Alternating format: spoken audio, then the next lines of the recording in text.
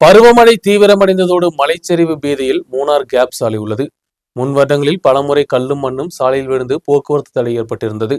Gap சாலையில் மலைச்சரிவு ஆபத்தை முன்னதாக தெரிந்து கொள்ளும் விதத்தில் முன்னறிவிப்பு வசதிகள் செய்யப்படும் என்று தேசிய நெடுஞ்சாலை பிரிவு திட்டம் அறிவித்திருந்த நிலையில் இது வெறும் அறிவிப்பாக மட்டுமே உள்ளது.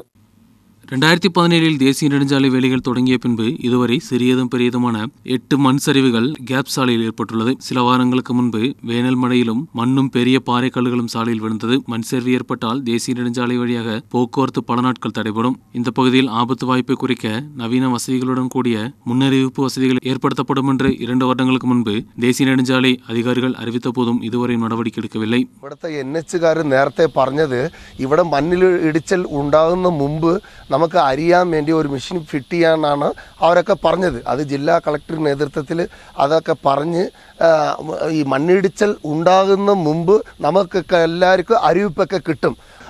നമുക്ക് അറിയാൻ പറ്റുന്ന ആ മെഷീൻ NH-കാർ പറഞ്ഞതുപോലെ തന്നെ ചെയ്തു കൊടുക്കുകയാണെങ്കിൽ നമുക്ക് ഈ വലിയ അപകടത്തിലിരുന്ന് വരുന്ന കാലങ്ങളിൽ നമ്മൾ രക്ഷപ്പെടാം.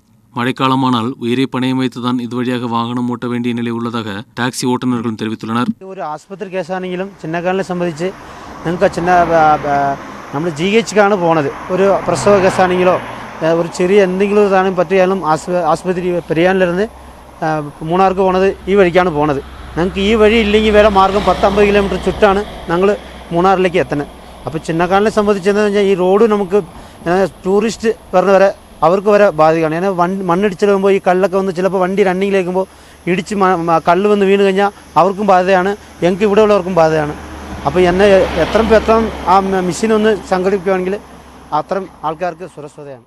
மாண்டிய IIT, ராணுவம், defence, research and development organisation போன்றவர்கள் இணைந்து உருவாக்கப்பட்டுள்ள செலவு குறைந்த லேண்ட் ஸ்லிப் டிடெக்ஷன் சிஸ்டம் தான் கேப் சாலையில் உபயோகிக்க தீர்மானிக்கப்பட்டது. இதற்கு மாவட்ட ஆட்சிக்கூடத்தின் அனுமதியும் கிடைத்தது. கேப் சாலையில் மண் சரிவு ஏற்பட்டால் சின்னக்கானல் சூரியநெல்லி பகுதிகள் தனிமைப்படும். இது இந்த பகுதியில் அன்றாட வேலைகளுக்கும் தடையாக மாற வாய்ப்புள்ளது. നന്നായിട്ട് പേടിച്ചിട്ട് തന്നെയാണ് നമ്മൾ ഇതിൽ കൂടി യാത്ര ചെയ്യണത്. ഇപ്പോൾ ഗസ്റ്റിനാണെങ്കിലും പിന്നെ നമുക്കാണെന്നുണ്ടെങ്കിലും ശരിക്കും നല്ല പേടിയുണ്ട്. കാരണം എന്ന് വെച്ചിട്ടുണ്ടെങ്കിൽ എപ്പോഴാണ് ഈ മണ്ണിടിഞ്ഞ് വീണതെന്ന് നമുക്ക് പറയാൻ പറ്റില്ല.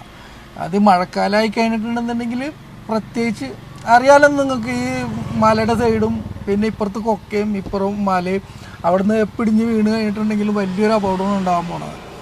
അപ്പോൾ അതിനുള്ള എന്തെങ്കിലും ഒരു സംവിധാനം ചെയ്യണമെന്നുണ്ടെങ്കിൽ വലിയ முன்பு கோழிக்கோடு NIT-யில் உள்ள அதிகாரிகள் இங்கு பார்வையிட்டனர்.